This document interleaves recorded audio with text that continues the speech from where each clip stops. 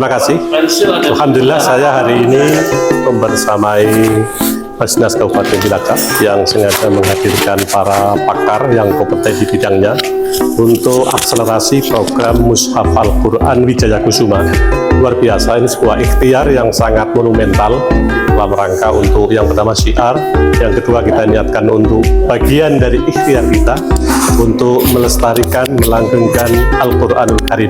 Dan ini melibatkan beberapa stakeholder yang terlibat, mulai dari para khotob dan khotob yang telah tekun sejak 2024.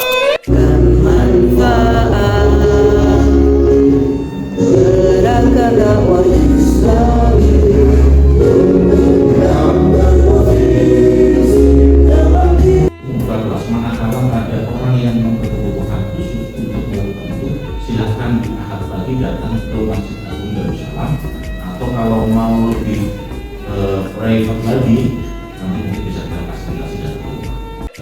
Bersyukur kepada Allah Subhanahu wa Ta'ala, hari ini merupakan momen yang istimewa kita bisa hadiri di aula Basnas Kabupaten Cilacap rangkaian evaluasi refleksi program tulisan Mushaf Al-Quran yang sudah dicanangkan pada tahun 2024.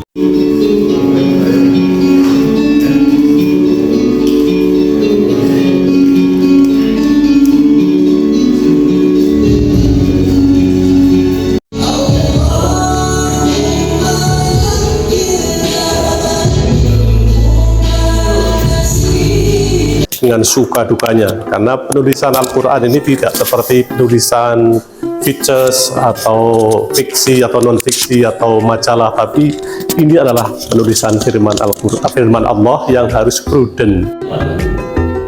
Sehingga alhamdulillah setelah dirembuk sekian lama, pada akhirnya kami mulai, dan hari pertama kami menulis adalah tanggal 15.